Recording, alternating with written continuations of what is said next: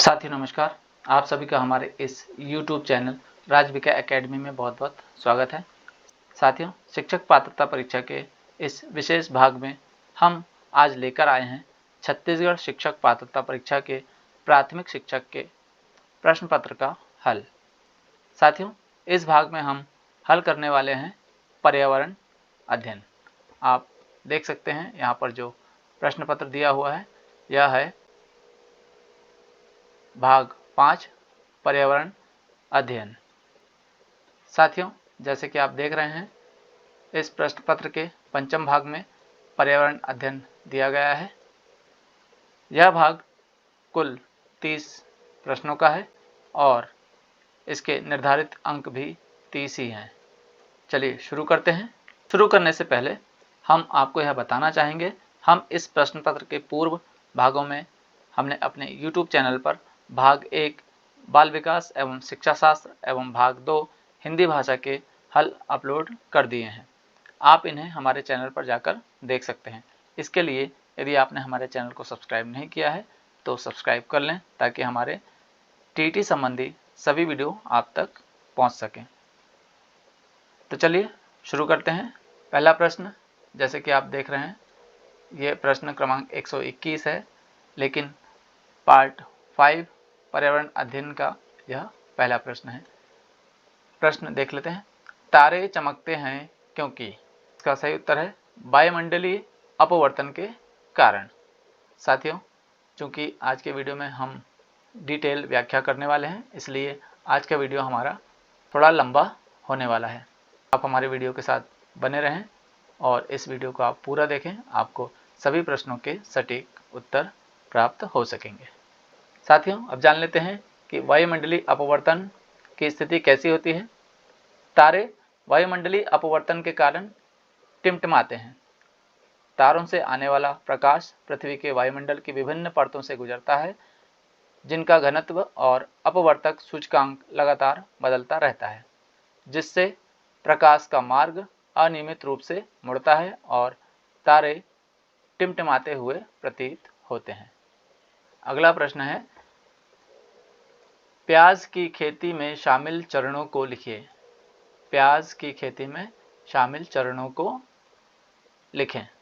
अब यहाँ पर 5 ऑप्शन दिए हैं। सबसे पहला ऑप्शन है जमीन या खेत जोतना।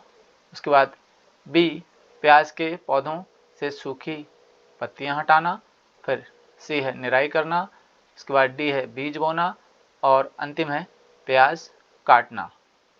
तो इसका सही उत्तर है बी, जिसमें सबसे पहले ए अर्थात सबसे पहले जमीन या खेत जोता जाएगा। इसके बाद डी बीज बोएंगे। इसके बाद सी जब पौधा निकल आएगा तब उसकी निराई करेंगे। इसके बाद डी प्याज काटना, अर्थात जब प्याज पूरी तरह पक जाएगी तब प्याज काटेंगे, अर्थात फसल काटेंगे। और उसके बाद हम जब प्याज का पौधा उखाड़ लिया जाएगा तब प्याज के पौधों से सूखी पत्तियां हटाएंगे। तो इस प्रकार से इसका सही उत्तर है बी। अगला प्रश्न है, खाद्य श्रृंखला का सही क्रम कौन सा है? अब यहाँ पर खाद्य श्रृंखला का सही क्रम कौन सा है, तो सबसे पहले हम देख लेते हैं। जैसे कि आप देख रहे हैं 4 ऑप्शन है। पहले में सूर्य, घास, हिरण और शेर है। दूसरे में सूर्य, हिरण, शेर और घास है। फिर सी में सूर्य, हिरण, घास और शेर है, जबकि डी सूर्य, शेर, घास और हिरण है। तो इसका सही उत्तर होगा ए। सबसे पहले सूर्य की किरणों से घास उत्पन्न होगी, घास खाकर हिरण बड़ा होगा और हिरण को शेर खाएगा। तो इस प्रकार से जो खाद्य श्रृंखला है यहाँ पर पूर्ण होगी। इसका सही आंसर है ए। इस उत्तर को हम इस प्रकार से भी समझ सकते हैं, सूर्य ऊर्जा का प्राथमिक स्रोत है।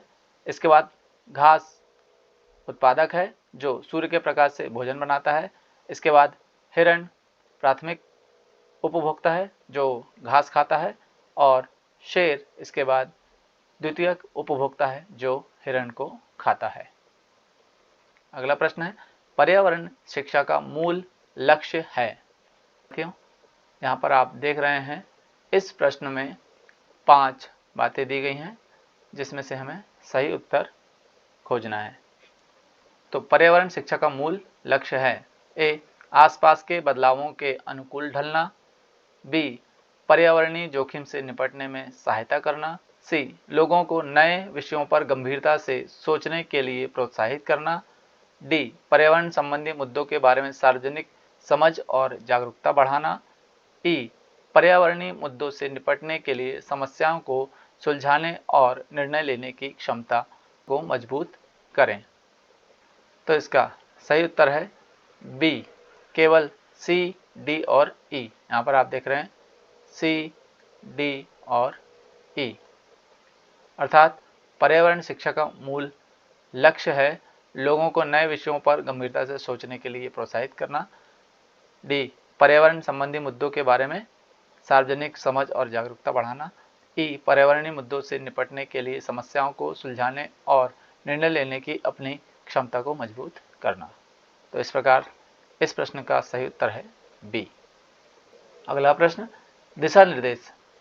नीचे दिए गए कथन ए और कारण आर का सही विकल्प चुनें।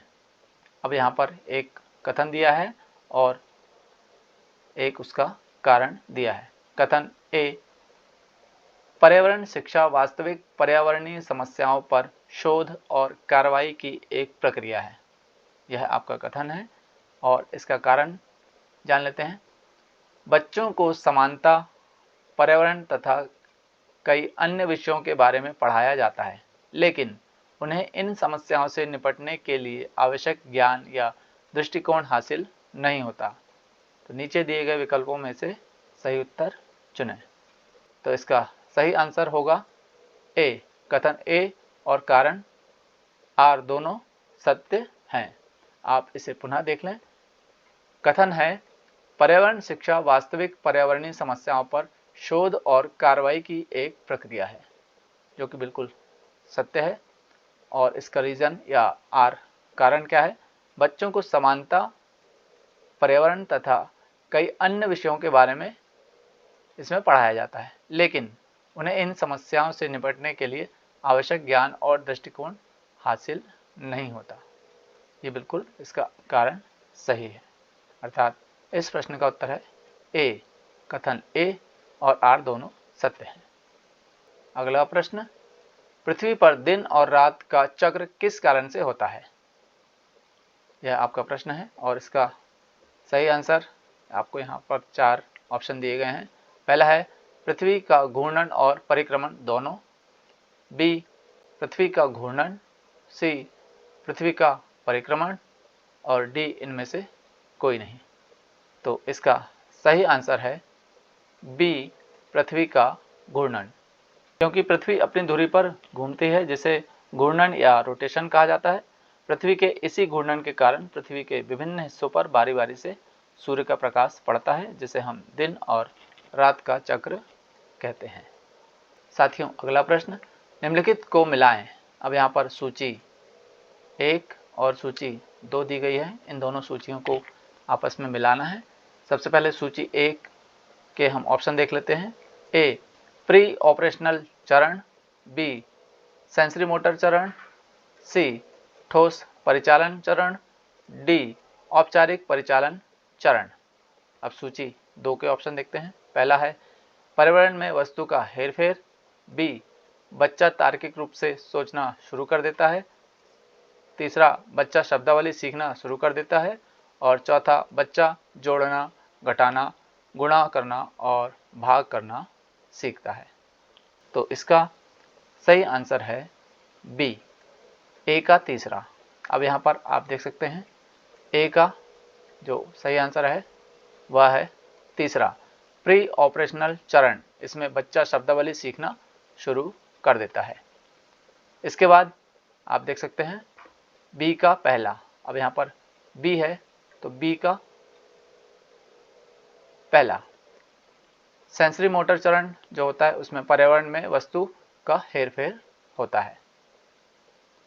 इसके बाद हम देखते हैं सी का चौथा। अब यहाँ पर सी आप देख सकते हैं, सी का चौथा ठोस परिचालन चरण जिसमें बच्चा जोड़ना, घटाना, गुणा करना और भाग करना सीखता है। जबकि डी का दूसरा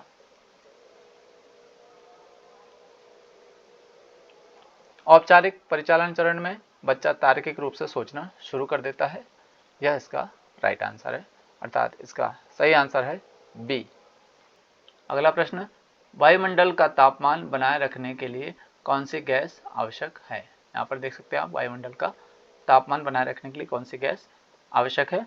तो इसका सही आंसर है सी, कार्बन डाइऑक्साइड।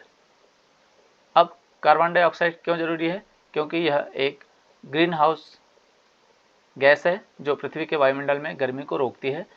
यह ऊष्मा अवरक्त विकिरण को अवशोषित करती है, जिससे वायुमंडल का तापमान बना रहता है और पृथ्वी पर रहने योग्य बनती है। इस प्रक्रिया को ग्रीन हाउस प्रभाव कहा जाता है। जैसे कि आप सभी जानते हैं कि ग्रीन हाउस प्रभाव में कार्बन डाइऑक्साइड गैस का बहुत महत्वपूर्ण योगदान होता है, जबकि नाइट्रोजन और ऑक्सीजन वायुमंडल के प्रमुख घटक हैं, लेकिन ये ग्रीन हाउस प्रभाव में महत्वपूर्ण भूमिका नहीं निभाते, जबकि आर्गन एक निष्क्रिय गैस है। अगला प्रश्न, ऑनलाइन कक्षाओं के दौरान एक ईवीएस शिक्षक दृष्टिबाधित छात्रों को कैसे पढ़ाएगा? तो इसका सही आंसर है डी, अर्थात वह ध्वनि संदेशों का उपयोग करके पढ़ाएगा। दूसरा है मौखिक प्रस्तुतियों का उपयोग करके पढ़ाएगा। सी, साथियों द्वारा स्पष्टीकरण द्वारा पढ़ाएगा। और ठोस अनुभवों का उपयोग करके पढ़ाएगा। अर्थात ये सभी ऑप्शन इसमें सही हैं, अर्थात इसका सही उत्तर है डी। अगला प्रश्न, ईवीएस में शिक्षण और सीखने की रचनावादी पद्धति के बारे में निम्नलिखित में से कौन सा कथन सत्य है? आप देख सकते हैं यहाँ पर दो वाक्य दिए गए हैं। अधिकांश समय विद्यार्थी समूहों में होते हैं जहाँ शिक्षण गतिशील और सहभागी होता है। दूसरा है गतिविधियों का फोकस चर्चा, बौद्धिक संलग्नता और निष्कर्ष निकालने पर है। अब इसके ऑप्शन है दोनों ए और बी, केवल एक न दो और केवल दो। तो इसका सही आंसर है दोनों, एक और दो दोनों ही यहाँ पर सत्य है। अर्थात अधिकांश समय विद्यार्थी समूह में होते हैं जहाँ शिक्षण गतिशील और सहभागी होता है और गतिविधियों का फोकस चर्चा, बौद्धिक संलग्नता और निष्कर्ष निकालने पर होता है। साथियों, अगला प्रश्न देखते हैं। प्रतीक को पहचानें। यहाँ पर एक प्रतीक बना हुआ है, इसको यहाँ हमें पहचानना है। यह बांध है, कुआं है, मूर्ति है अथवा स्कूल या विद्यालय है। तो साथियों, जैसा कि आप सभी जानते हैं, आपने भूगोल अवश्य पढ़ा होगा, जिसमें मानचित्रों में इन संकेतों को पढ़ाया जाता है। तो इस प्रकार का जो संकेत है वह इंगित करता है कुआं की ओर, अर्थात यह चित्र कुएं का चित्र है। चंद्र ग्रहण के दौरान चंद्रमा, सूर्य और पृथ्वी की स्थिति इस प्रकार है। तो यहाँ पर चार स्थितियाँ दी हैं। ए में दिया है चंद्रमा, बीच में सूर्य और पृथ्वी। दूसरी स्थिति में सूर्य, बीच में पृथ्वी और चंद्रमा। तीसरी स्थिति में सूर्य, चंद्रमा, बीच में और पृथ्वी। और चौथी स्थिति में पृथ्वी, सूर्य और चंद्रमा। तो यहाँ पर चंद्र ग्रहण की बात की गई है। सही आंसर होगा बी, सूर्य, पृथ्वी और चंद्रमा। अगला प्रश्न, ईवीएस मानचित्रण क्षमताएं विकास में सहायक होती हैं। तो इसका सही आंसर होगा सी, स्थानों की सापेक्ष स्थिति की समझ। क्योंकि ईवीएस में मानचित्रण या मैपिंग क्षमताओं का विकास छात्रों को विभिन्न स्थानों की एक दूसरे के संबंध में सापेक्ष स्थिति को समझने में मदद करता है। तो इसका सही आंसर होगा सी। अगला प्रश्न देखेंगे। प्रश्न है, यदि ए कीट है, बी बाज है, सी सांप और डी मेंढक, तो कौन सा क्रम खाद्य श्रृंखला का सबसे अच्छा वर्णन करता है? तो जैसा कि आप सभी जानते हैं, सबसे छोटा जीव है कीट जो ए है, इसमें से आप देख सकते हैं। तो सबसे पहले ए यहाँ पर दिखाया गया है। इसके बाद कीट का जो भक्षण करता है वह है मेंढक, अर्थात डी। यहाँ देख सकते हैं आप, ये डी है। इसके बाद मेंढक का उपभोग जो करता है वह है सांप, सी। और सांप का जो उपभोग करता है वह है बी, बाज। तो आप देख सकते हैं यहाँ पर बी, अर्थात इसका सही ऑप्शन है D, A D C B. अगला प्रश्न है दिशा निर्देश। नीचे दिए गए कथन ए और कारण आर का सही विकल्प चुनें। कथन है सीखने की प्रक्रिया को बेहतर बनाने के लिए ईवीएस शिक्षकों को प्रौद्योगिकी और मल्टीमीडिया सामग्रियों का अच्छा उपयोग करना चाहिए। यह कथन है और इसका कारण है मल्टीमीडिया और प्रौद्योगिकी के माध्यम से छात्रों को रोचक और गतिशील शिक्षण अनुभव प्राप्त हो सकेगा। तो साथियों, ये दोनों ही कथन सत्य हैं। इसके लिए हम ऑप्शन ढूंढ लेते हैं। ए में लिखा है कथन ए और आर दोनों असत्य हैं, तो ये वाला ऑप्शन गलत है। कथन ए सत्य है लेकिन आर असत्य, जबकि यह भी गलत है। कथन ए और कारण दोनों सत्य हैं, तो इसका सही उत्तर है सी। कथन ए असत्य है लेकिन आर सत्य है, यह ऑप्शन भी गलत है। तो इसका सीधा उत्तर है सी। अगला प्रश्न, छात्रों को विभिन्न जानवरों की तस्वीरें दी जाती हैं ताकि वे उन जानवरों को रंग सकें जो उनके घरों में नहीं रहते। इससे हम छात्रों को समझा सकते हैं।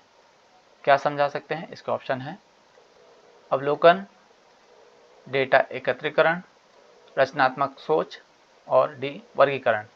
अब इनमें से क्या सही है? ए बी सी तीनों सही हैं, ए बी और डी सही हैं, ए सी और डी सही हैं, जबकि बी सी और डी सही है।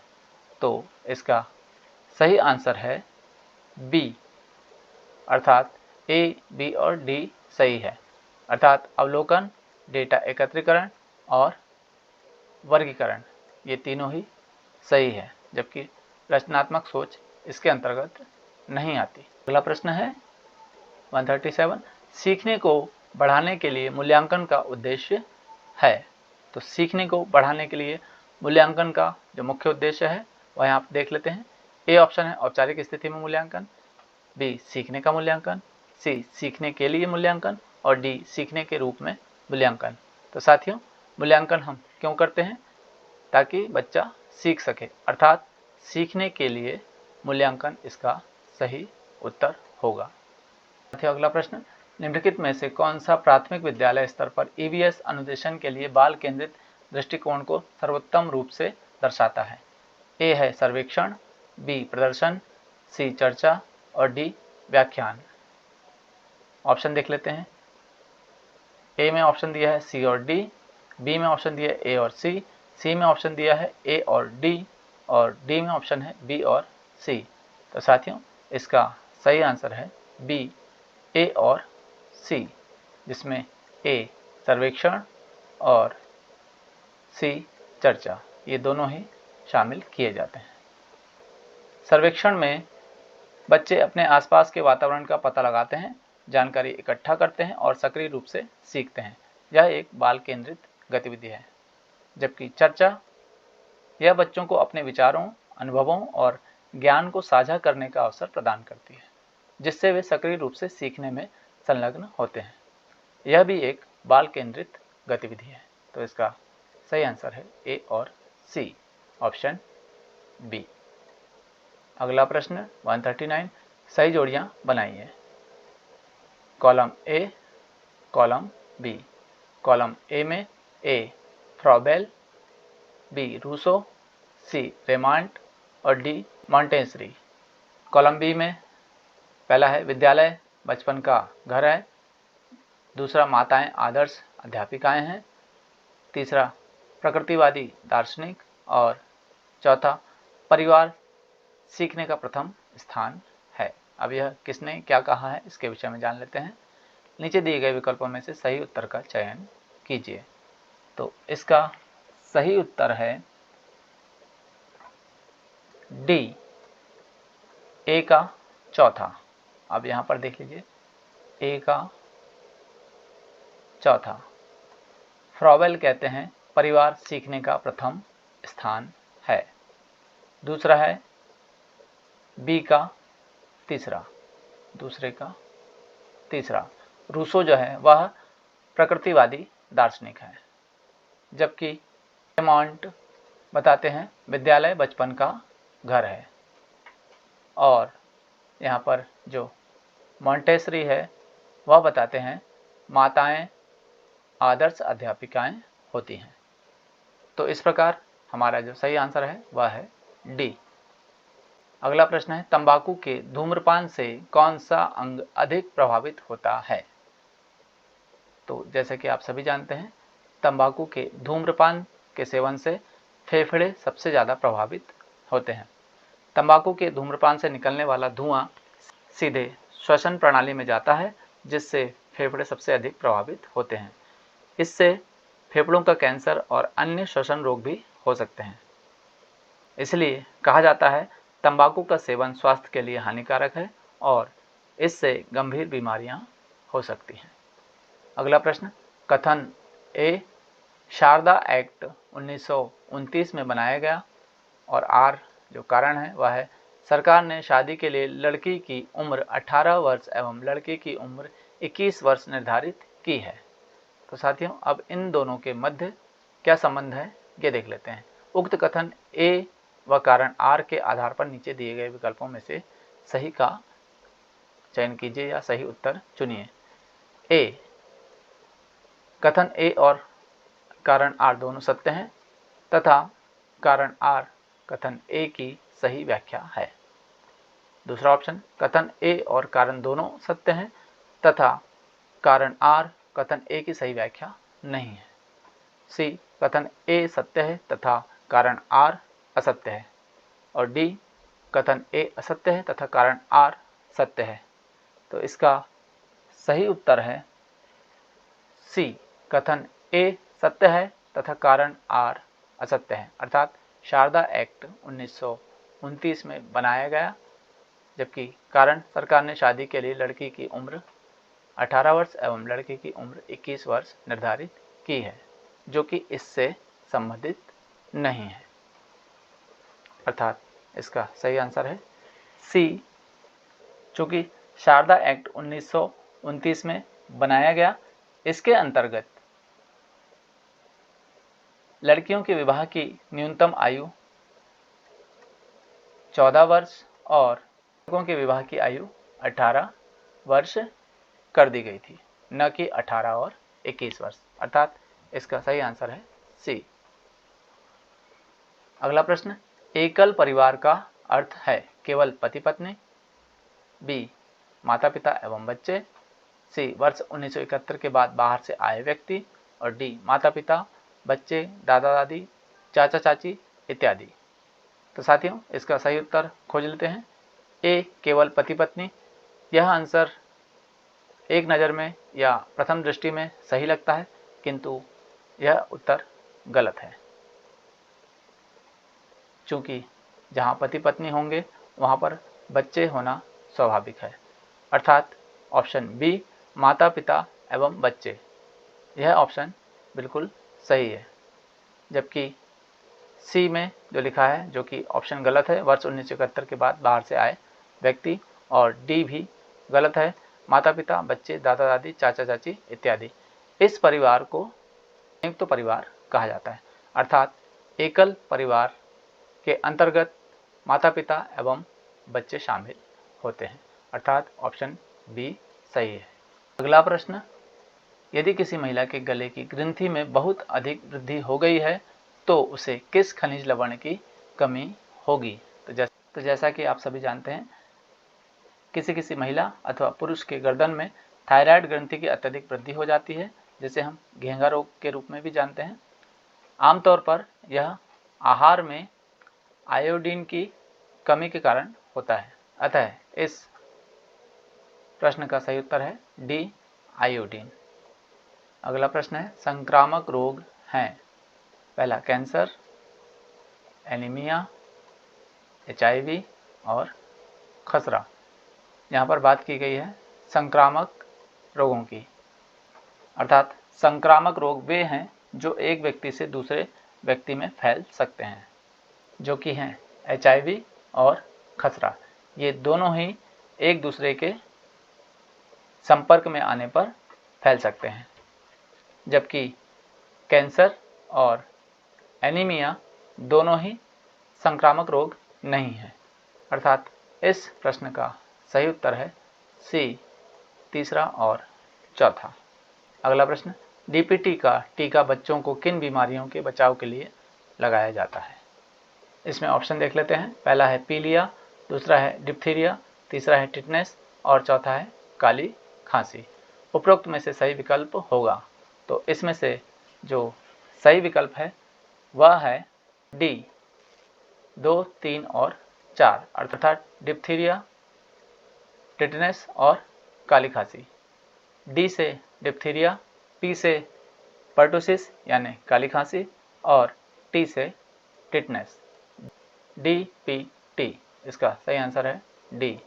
अगला प्रश्न है, मानव के पाचन तंत्र में मुख से प्रारंभ कर गुदा तक के अंगों को क्रम से व्यवस्थित कीजिए।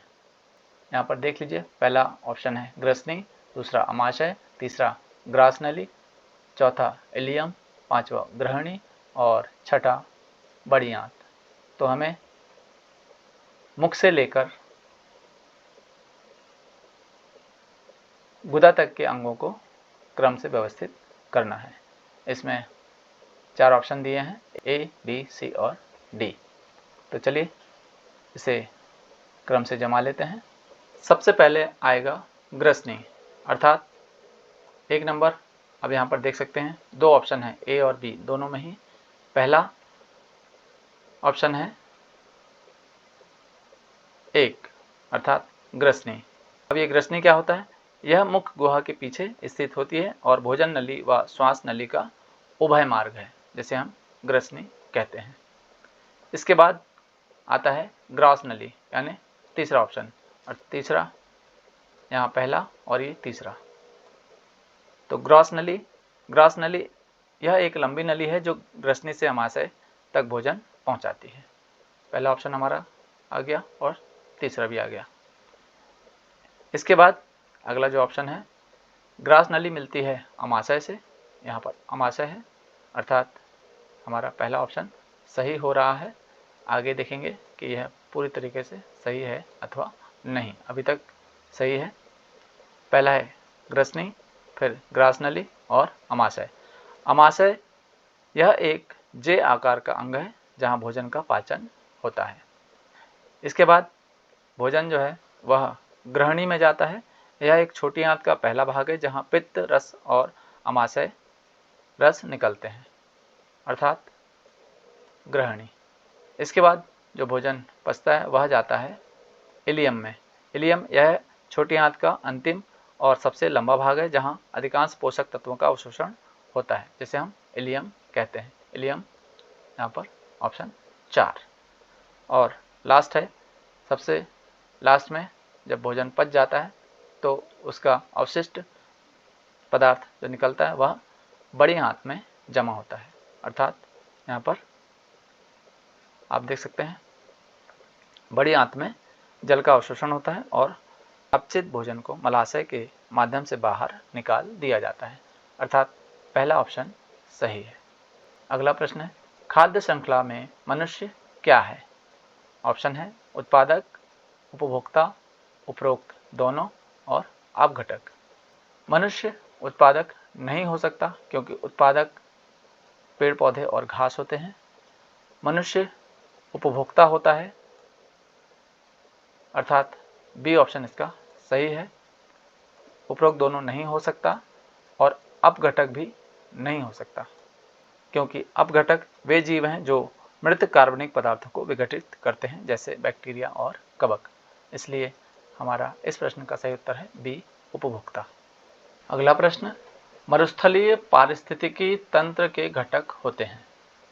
अब इसके ऑप्शन देख लेते हैं।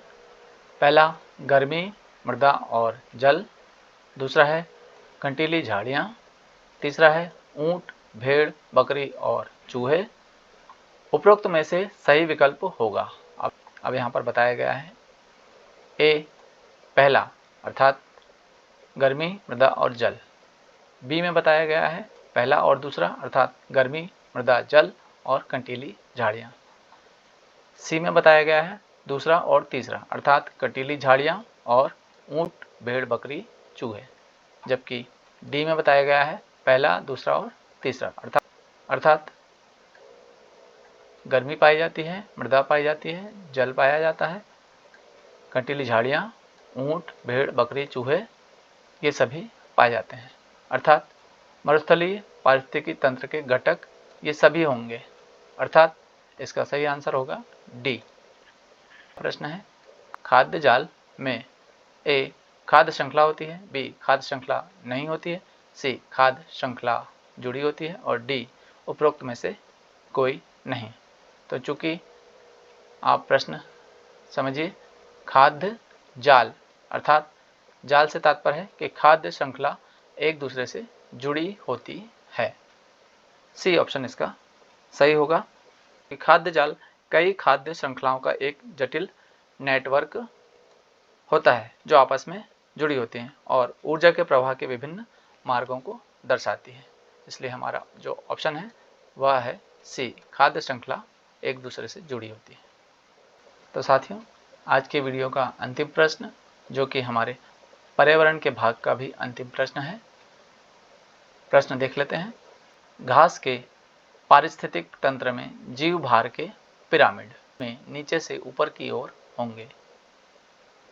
पहला ऑप्शन है तृतीयक उपभोक्ता, दूसरा ऑप्शन है प्राथमिक उपभोक्ता, तीसरा ऑप्शन है द्वितीयक उपभोक्ता और चौथा ऑप्शन है उत्पादक। उक्त घटकों का सही क्रम क्या होगा? अब हमें यहाँ सही उत्तर खोजना है। इसको हम इस प्रकार से देख लेते हैं। सबसे पहले उत्पादक होना चाहिए। उत्पादक अर्थात ऑप्शन 4। अब यहाँ पर आप देख सकते हैं ए में भी ऑप्शन 4 है, बी में भी और डी में भी। तो सबसे पहले हमने ऑप्शन 4 चुना, ऑप्शन 4। उत्पादक के बाद प्राथमिक उपभोक्ता होना चाहिए अर्थात ऑप्शन 2। उसके बाद द्वितीयक उपभोक्ता होना चाहिए अर्थात ऑप्शन 3 और उसके बाद तृतीयक उपभोक्ता अर्थात ऑप्शन 1। अब आप देख सकते हैं 4, 2, 3 और 1। तो यहाँ पर आप देख सकते हैं बी ऑप्शन हमारा सही है, 4, 2, 3 और 1। इस प्रकार से उक्त घटकों का जो सही क्रम है वह होगा ऑप्शन बी। इस प्रश्न में हम यदि देखें तो सबसे नीचे होते हैं उत्पादक, सबसे नीचे उत्पादक, उसके बाद प्राथमिक उपभोक्ता जिसमें शाकाहारी जानवर होते हैं जैसे टिड्डे और चूहे। उसके बाद द्वितीयक उपभोक्ता होते हैं जो कि मांसाहारी जानवर होते हैं जो प्राथमिक उपभोक्ताओं को खाते हैं जैसे कि मेंढक और सांप। और इसके बाद इनका जीव भार प्राथमिक उपभोक्ताओं में सबसे कम होता है जो कि तृतीय उपभोक्ता होते हैं जो शीर्ष मांसाहारी होते हैं जो द्वितीयक उपभोक्ताओं को खाते हैं जैसे कि बाज इत्यादि। तो साथियों, इस प्रकार से आज का हमारा यह वीडियो समाप्त होता है। आज के वीडियो में हमने देखा छत्तीसगढ़ शिक्षक पात्रता परीक्षा के प्रश्न पत्र का पर्यावरण के भाग का हल। साथियों, इसके पूर्व में भी हमने बाल विकास एवं शिक्षा शास्त्र के साथ साथ भाग 2 हिंदी भाषा के वीडियो अपने चैनल पर अपलोड किए हैं। आप वहां पर जाकर उन वीडियोस को देख सकते हैं और टीटी परीक्षा की तैयारी आसानी से कर सकते हैं। साथियों, हम अपने चैनल पर टीटी परीक्षा की तैयारी करवाते हैं। यदि आप हमारे चैनल पर नए हैं और आपको टीटी परीक्षा की तैयारी करनी है तो आप हमारे चैनल को सब्सक्राइब कर लें ताकि आपको टीटी परीक्षा संबंधी वीडियोस आसानी से मिल सके। Thank you. जय हिंद, जय भारत।